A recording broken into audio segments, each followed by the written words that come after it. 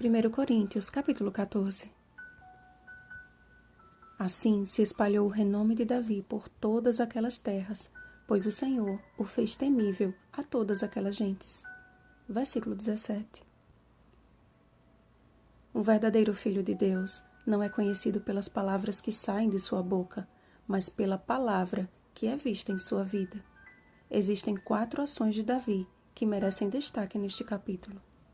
Primeira, ele reconheceu que o Senhor o confirmou como rei de Israel. Segunda, ele consultou a Deus antes de agir. Terceira, ele perseverou em primeiro ouvir a voz de Deus.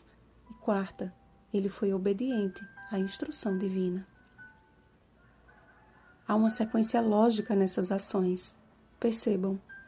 Primeiro, reconhecer o poder de Deus.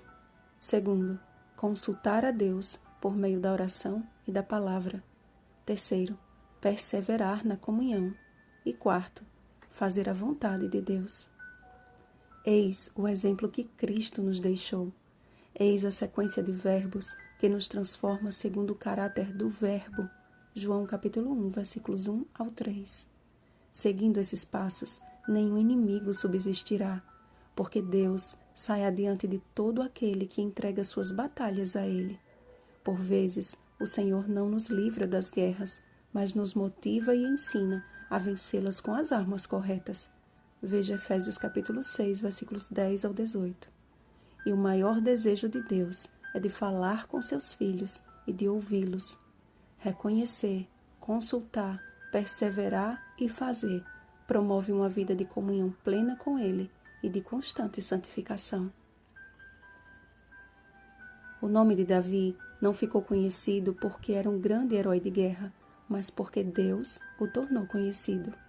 Davi foi instrumento do Senhor e não o contrário. Muitos têm usado o nome de Deus como instrumento para conquistar suas próprias ambições.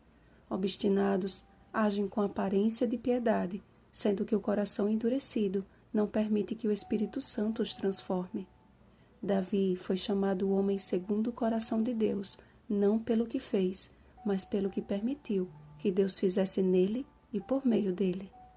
Estava sempre disposto a ouvir a Deus e a obedecê-lo.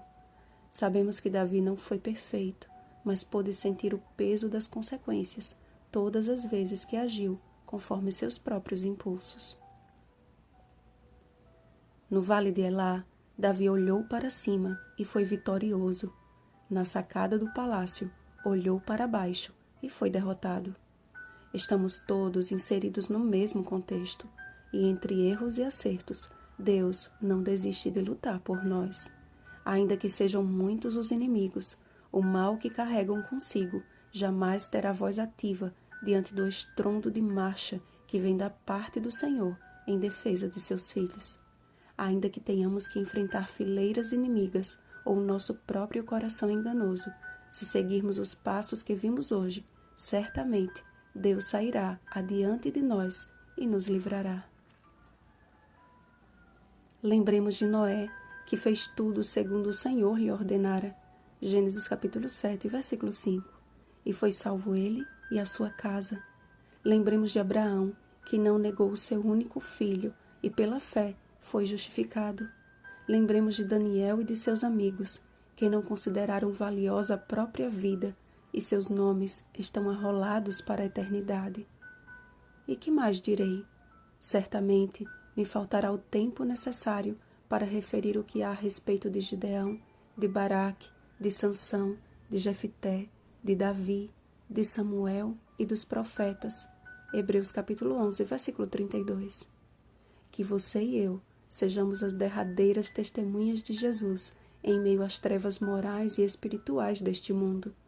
Que no fim deste grande conflito sejamos reconhecidos como os perseverantes santos do Altíssimo. Apocalipse capítulo 14, versículo 12. Vigiemos e oremos. Uma feliz semana, santos do Altíssimo. Rosana Garcia Barros.